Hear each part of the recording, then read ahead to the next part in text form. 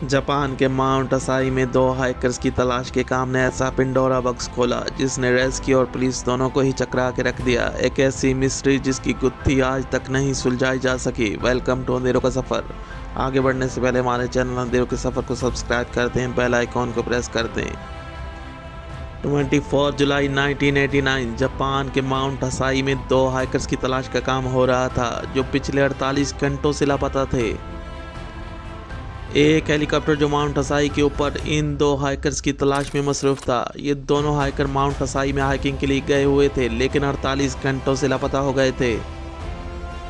Helicopter मुसलसल mount acai के इर्द गिर्द घूम रहा था। अचानक इस हेलीकॉप्टर में मौजूद रेस्क्यू स्टाफ को असाई के बिल्कुल आसपास एक बड़े से एरिया में ज़मीन पर SOS लिखा हुआ नजर आता है। रेस्क्यू के लोग ये समझ रहे थे कि ये इन दोनों हाइकर्स ने ही लिखा होगा। वो हेलीकॉप्टर एक टर्न लेते हुए इन दो हाइकर्स को एक केव से निकलता हुआ देख लेता है और हेलीकॉप्टर लैंड होता है और इन दो हाइकर्स को बचा लिया जाता है। जब रेस्क्यू स्टाफ इन दो हाइकर्स को ले जा रहा था तो रेस्क्यू स्टाफ ने इन दो हाइकर्स को वो जगह दिखाई जहां बड़ा सा ज़मीन पर SOS लिखा हुआ था। इनसे इस बारे में पूछा जाता है कि ये आपने कैसे लिखा। दोनों हाइकर्स हैरत का इजहार करते हुए बताते हैं कि ये इन्होंने नहीं लिखा बल्कि ये जगह तो वो फर्स्ट टाइम देख रहे हैं। अब रेस्क्यू स्टाफ हैरत ज़दा थे कि आखिर ये लिखा किसने है। यहाँ ये बताना ज़रूरी है कि SOS का मतलब मदद मांगना होता है। खैर, हेलीकॉप्टर इन दोनों हाइकर्स को अपने मकाम पे पहुंचा देता है और अपने बेस कैंप में इस जगह की तस्वीर अपने सीनियर्स को दिखाई जाती हैं तो बेस कैंप की एडमिनिस्ट्रेशन में खलबली मच जाती है।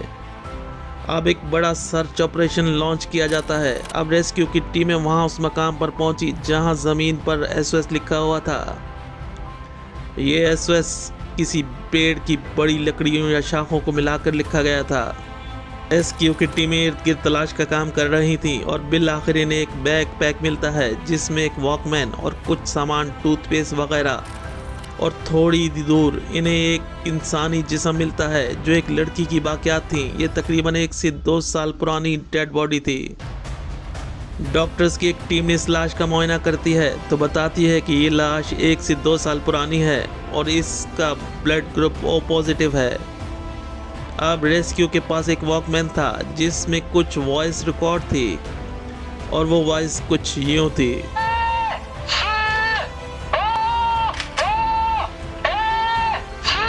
अब इस वॉइस से पता चलता है कि ये आवाज़ किसी मर्द की थी और वो मदद के लिए पुकार रहा था। सवाल ये पैदा होता है कि फिर ये लड़की कौन थी जिसकी बाकियात मिली थी।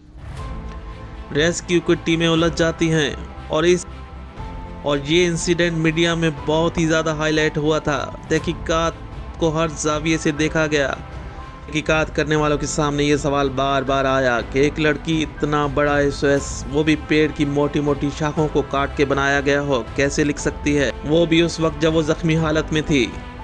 और वो वॉइस एक मर्द की आवाज़ थी। रेस्क्यू और सिक्योरिटी के लोग इस नतीजे पर पहुँचे कि ये एक नहीं यहाँ बल्कि बहुत सारे लोग थे, लेकिन अब तक सिर्फ एक लड़की की लाश मिली थी। बाकी लोग कहाँ हैं? ये वो सवाल था जिसकी वजह से सर्च ऑपरेशन जारी रहा। ऐसे में जापान के एक मीडिया रिपोर्टर इस जगह पहुंचा और इर्द गिर्द सबूत ढूंढता रहा। और इस रिपोर्टर जिसका नाम कोया था, इसको SOS साइन के 150 फीट दूर एक बड़े से घड़ा मिला।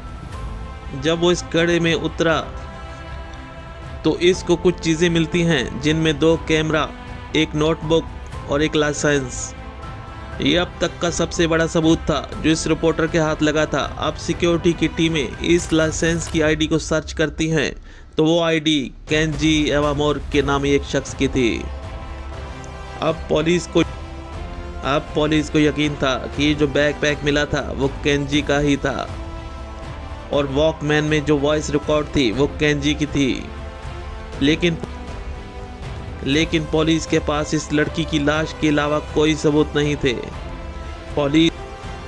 पुलिस और इन्वेस्टिगेटर केंजी के घर पहुंचे जो 800 किलोमीटर दूर था। जब पुलिस केंजी के घर वालों को वो वॉइस सुनाई तो केंजी के घर वालों ने साफ मना कर दिया कि ये वॉइस केंजी की नहीं है। यहाँ पुलिस और इन्वेस्टिगेटर गलत साबित हुए। यूं ये इंसिडेंट एक मिस्ट्री बन गया। फिर 2 साल बाद दोबारा तहकीकात शुरू हुई। इस लड़की की हड्डियों का दोबारा जायजा लिया गया तो सब के सब उस वक्त हैरतज़दा हो गए कि वो लड़की की लाश नहीं बल्कि किसी मर्द की लाश थी जिसका ब्लड ग्रुप ए पॉजिटिव था।